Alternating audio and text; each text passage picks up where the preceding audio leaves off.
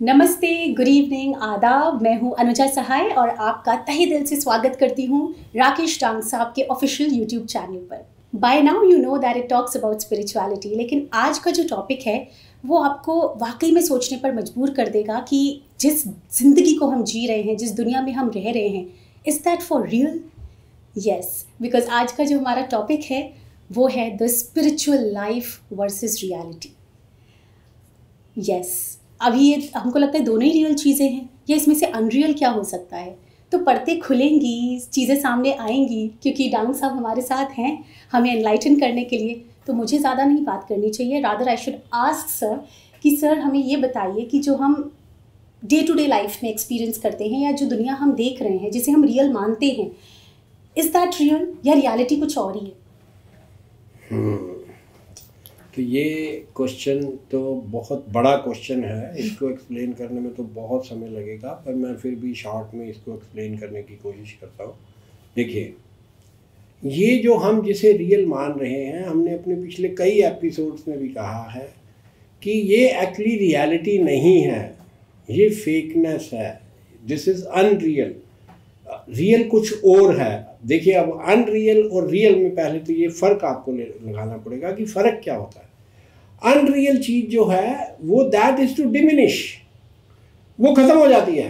कोई भी चीज़ अनरियल जो है वो डिमिनिश हो जाती है, और रियल क्या होती है? Which is eternal, which will stand for always.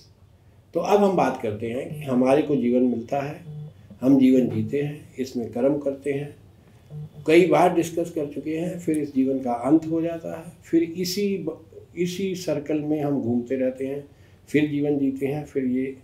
तो इसमें अब दो पार्ट हैं। एक तो हमें ये समझना है कि ये जीवन का चक्र क्यों चल रहा है, और एक ये है कि ये जीवन रियल है या अनरियल है। मैंने आपको ये तो बता दिया कि ये अनरियल है, तो फिर रियल क्या है?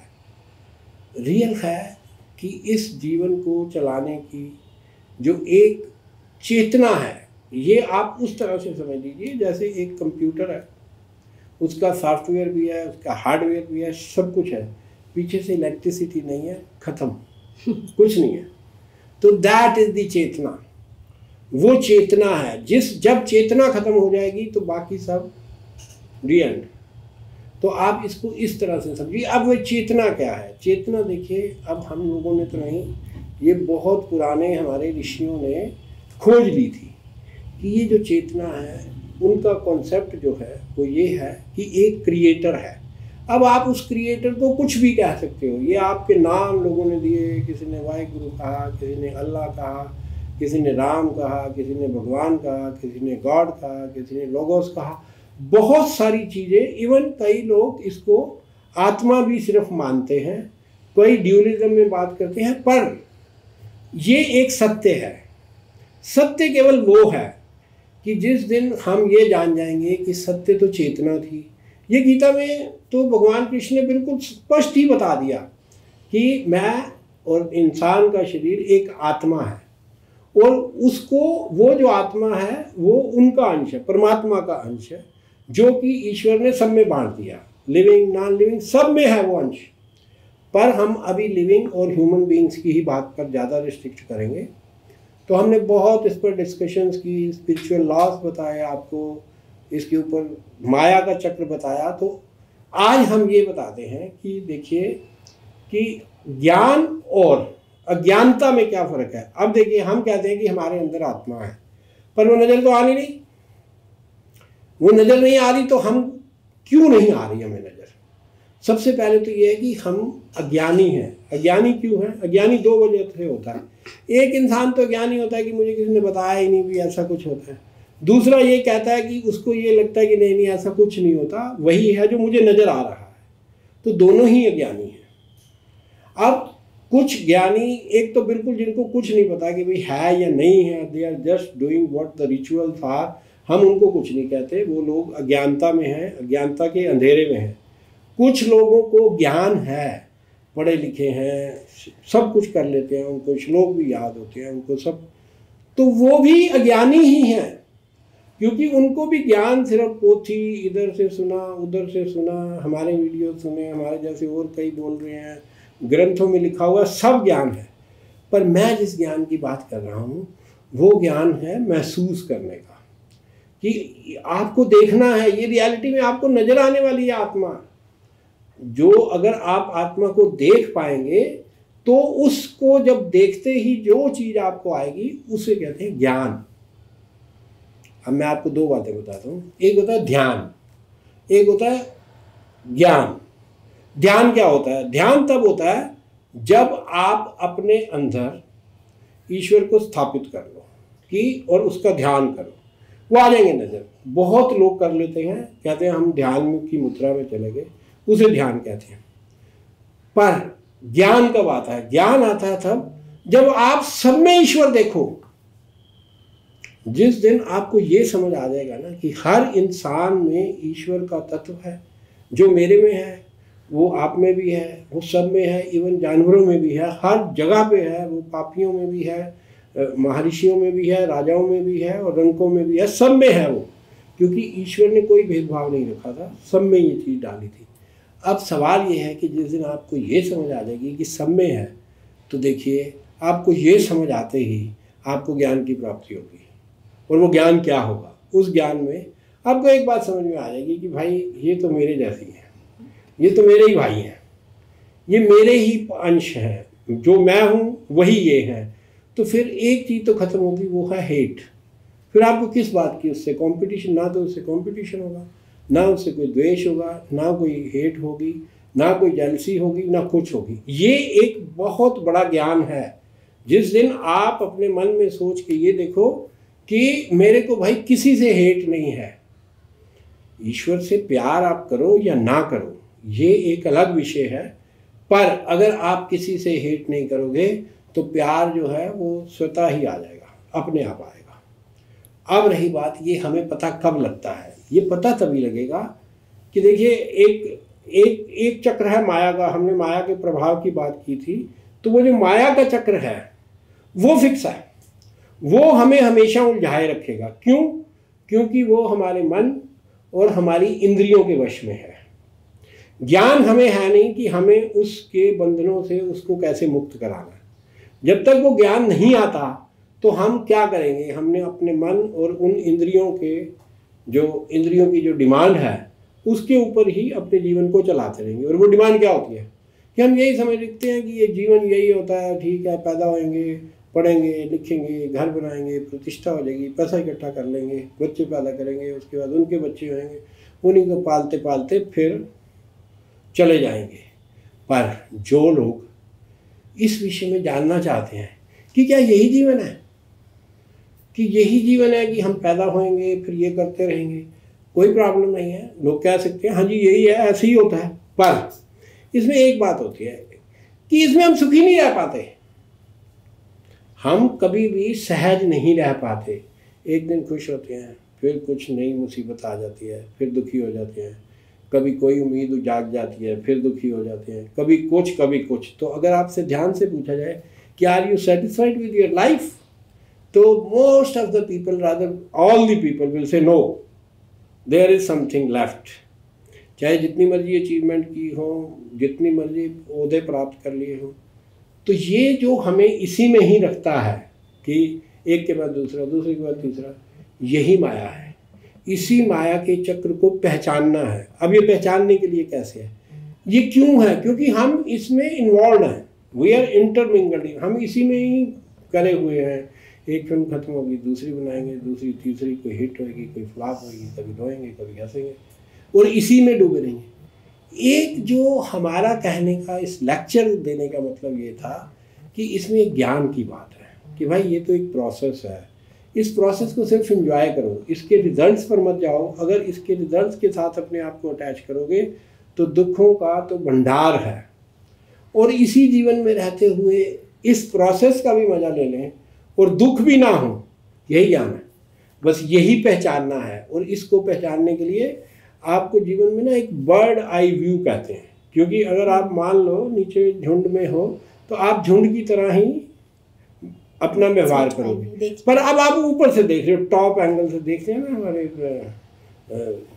पनेरी साहब देखते हो ना टॉप एंगल से, तो टॉप एंगल से पता लगता है देखो ये कौन कौन क्या क्या कर रहा है, क्या कर रहा है। तो आपको समझ में आता है कि now you are not the part of that flock. अब आप ऊपर बैठे हो, तो बस ये जिस दिन ऊपर बैठना आ गया तो आपको समझ में आ जाएगा भाई ज्ञान तो आ गया मुझे, अब मुझे समझ में आ रही है ये बंदा ये कर रहा है तो इस वजह से कर रहा है, ये बंदा कर रहा है तो इस वजह से कर रहा है। तो इसी को ही ज्ञान कहते हैं।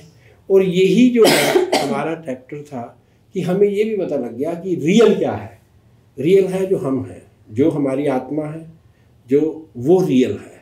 जो ये शरीर है ये अनरियल है, क्योंकि रियल और अनरियल की डेफिनेशन में मैंने पहले ही बताया था कि जो चीज़ ख़त्म हो जानी है वो झूठी है, और जो सत्य है, जैसे कहते हैं ना सत्य है, ये ईश्वर का ही एग्जिस्टेंस सत्य है और सदा से चली आ रही है और सदा ही चलती रहेगी। ये जब हमने गुरबानी का भी वो किया था, एनालिसिस किया था, तो उसमें बताया था अजूनी सहभम कि ये ना जन्मा है कभी, ना इसका बैर है, सदियों से है। सनातन धर्म में भी हमने कहा था ये धर्म प्रकृति का धर्म है, ये चलता ही आ रहा है। आज तक कोई इसकी था नहीं पा पाया कि कब शुरू हुई थी, कैसे चली, क्या हो रहा है, सिवाय हिस्ट्री में कुछ थोड़े से एग्जाम्पल हैं। तो मैं यही कह रहा था कि रियलिटी और अनरियल में यही डिफरेंस है, और इसमें ये जो ज्ञान है ये तभी आपको आएगा जिस दिन आपको अपनी आत्मा के दर्शन होंगे। तो अब अपना सवाल कंटिन्यू रख सकती हैं आप। आई थिंक सर ये आपने जो इतना ब्यूटीफुली समझाया ये एक आई ओपनर है एग्जैक्टली फॉर, मतलब मेरे लिए आई ओपनर है तो सबके लिए होगा ही होगा। बट आप जब इस पूरी चीज़ को अनरियल बोल रहे हैं, I mean the entire life, क्योंकि ये ऑब्वियसली ख़त्म होती है और जो चीज़ एंड हो जाए वो अनरियल है, तो then what is the purpose of life?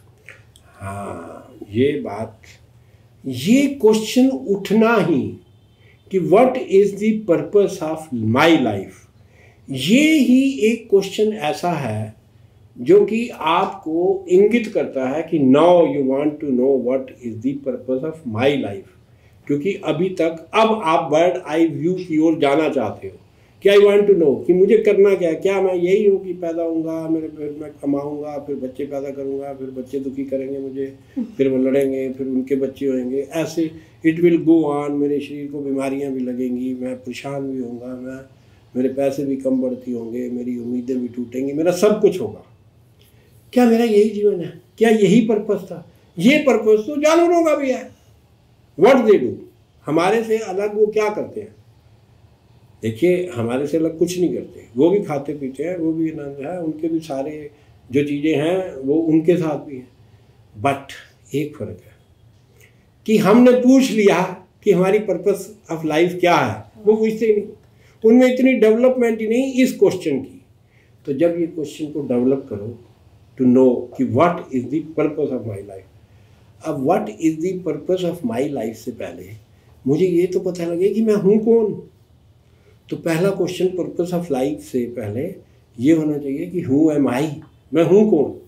तो मैंने आपको पहले भी बताया कि मैं कौन हूँ, दैट इज़, बार बार मैं दोबारा से कहता हूँ कि मैं एक शरीर, हार्ड मास का पर्सनैलिटी, मेरा नाम राकेश डांग नहीं है, मैं कोई चार्टर्ड अकाउंटेंट नहीं हूँ, मैं कोई फिल्में नहीं बनाता, मैं कुछ नहीं करता, मैं एक आत्मा हूँ जो अपना रोल इस पर्टिकुलर स्टेज में निभाने आई है। मैं इसका आपको एग्जांपल देता हूँ। देखिए, हम लोग क्या करते हैं और हम परेशान भी क्यों होते हैं। जैसे मैं रियल और अनरियल की बात करता हूँ, जब तक हम इस जीवन को रियल मानते रहते हैं तो हम दुखों में पड़े रहते हैं। ये आप ऐसे मानिए जैसे एक सेंट्रल गवर्नमेंट है, उसमें एक उच्च अधिकारी IAS अधिकारी है जिसकी जगह जगह हर स्टेट में ट्रांसफ़र होती है। तो वो अगर जहाँ भी जिस स्टेट में जाता है उसको स्टेट गेस्ट हाउस मिलता है, रहता है, सुविधाएं मिलती हैं अपने जीवन से। पर जिस दिन वो ये सोच लेता है ना, यार ये मैं आया हूँ बॉम्बे में, तो मैं बॉम्बे में ना परमानेंट सेटल हो जाऊँगा, तो अपना घर डाल लेता है इधर उधर। फिर वो जो हाई कमांड से आता है ना ऑर्डर कि जी आपकी ट्रांसफ़र अब एक छोटे से किसी प्रदेश के किसी गाँव में कर दी गई है, तो वो परेशान हो जाता है। क्यों? क्योंकि उसने पहचाना नहीं था अपने आप को। He was ignorant. उसको ये नहीं पता था कि माई command is in hands of central government, और मैंने अपना घर बना लिया यहाँ। तो इसी तरह गुरु नानक देव जी ने इस विषय पे कहा कि हम जो हैं एक जो आए हैं एक सराय में आए हैं। This is not our permanent home, our permanent home is with God. We are just being sent by him to pass this time, this life. और जिस दिन हम इस लाइफ को अज्ञानता में अपना मान लेते हैं कि शायद कभी हम मरेंगे ही नहीं, या जो स्पिरिचुअल लॉस है उसको समझेंगे ही नहीं, या ओन कर लेते हैं, तो जैसे ही ओन करते हैं हम अपने साथ दुखों को भी साथ ही इनवाइट कर लेते हैं, क्योंकि जब छोड़ना तो है ही है, जब छोड़ने की बात आती है तो फिर हम दुखी होकर ही जाते हैं और जीवन भर दुखी रहते भी हैं। तो मैं ये कहता हूँ कि अपने आप को पहचानो। जब हमने ये चैनल खोला था तो फर्स्ट टाइम मैंने एनलाइटनमेंट के ऊपर बात की थी कि आप बिलीव करो, आप अपनी आत्मा को देख सकते हो, आप देख सकते हो, बट उसमें एक प्रयास की ज़रूरत है। उस प्रयास को आप पहले क्वेश्चन उठाओ कि मैं कौन हूँ, मेरा पर्पस ऑफ लाइफ क्या है। देखिए, पर्पस ऑफ लाइफ समझ आपको तब आएगा जब आप अपनी आत्मा के दर्शन कर लोगे। जैसे ही दर्शन करोगे तो वो ज्ञान का जो भंडार है वो फूट पड़ेगा, तो आपको पता लग जाएगा मुझे क्या करना है। दोनों जगह पता लग जाएगा कि इस लाइफ में भी मुझे क्या करना है। ये ज्ञान आ जाएगा कि जो मैंने अभी पीछे आपसे बताया, तो उसमें आप सहज हो जाओगे। सहज मीन्स कि ना, देखो मैं अगर सिर्फ ऑब्जर्वर हूँ, साक्षी हूँ, विटनेस हूँ, तो मेरे को कुछ नहीं है। मेरे को प्रॉब्लम तब है जब मैं बीच में इन्वॉल्व हूँ, मैं क्रिमिनल हूँ, मेरे ऊपर एक्यूजेशन हुई, एक्यूजेशन में मेरे ऊपर लगा तो मैंने अपने आप को समझ लिया यार मैंने ये किया था, मेरे को ये पुलिस ने पकड़ा। अगर मैं विटनेस हूँ तो मुझे कहिए जी मैंने तो ये देखा है। तो आप एक विटनेस बन के रहो इस ज़िंदगी में, सिर्फ एक विटनेस बन के देखो और पहचानो कि हाँ, अब देखिए आप सराय में भी जाके रहें, यहाँ टेम्परेरी भी रहें, तो किसने कहा कि आप दुखों में रहो। आप टेम्परेरी भी अपने अरेंजमेंट करो। आपको जितनी ज़िंदगी पास करनी है आप सिर्फ ओन नहीं करो, आप मज़े लो ज़िंदगी के। मैंने तो कभी किसी भी लेक्चर में नहीं कहा कि आप साधु बन जाओ, आप कुछ करो, बट मेरा सिर्फ ये कहना है कि आप रिकॉग्नाइज करो कि what is real, what is unreal, and go for the real. Fake चीज़ों की तरफ मत भागो, रियल चीज़ की तरफ भागो। और रियल चीज़ में भी कहीं आप ये सोच रहे हो कि मेरा कहने का मतलब है कि कुछ त्यागने या छोड़ने से है, तो नहीं है।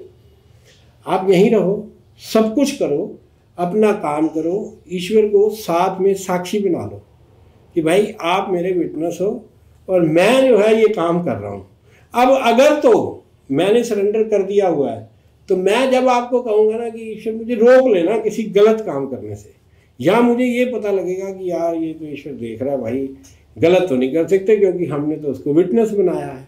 हम लोग बेसिकली यही गलती कर जाते हैं कि हम रिचुअल्स वाले, दूसरे मंदिरों में मत्थे टेक, ये कर वो कर, उसी को रिचुअल्स को ही सोचते हैं कि ईश्वर साक्षी बन गया। नहीं, ईश्वर साक्षी तब बनेगा जब ईश्वर से प्रेम करेंगे, ईश्वर को इनवाइट करेंगे कि कम इन अवर लाइफ, दिखो हमें बताओ कि हम कहाँ गलती कर रहे हैं, क्या कर रहे हैं। तो रही बात, क्योंकि ये तो वो थोड़ा आगे की ओर चैप्टर की ओर में चला गया कि इनलाइटनमेंट की ओर, इसके ऊपर तो बोलते रहेंगे तो बहुत लंबा लेक्चर हो जाएगा। मैं आपको सिर्फ ये बताना चाहता हूँ कि अब जो ये जीवन है जो हमें मिला है, जब तक ये नहीं समझ आती कि हमारा पर्पस ऑफ लाइफ क्या है, तो इसको कैसे जिए। ठीक है, तो मुझे ना एक गाना याद आता है। वो गाना फिल्म थी तो शायद हम दोनों, साहिर लुधियानवी ने लिखा था। साहिर साहब भी ना थोड़े से स्पिरिचुअल काइंड ऑफ पर्सन थे, तो वो ऐसे ही लिखते थे।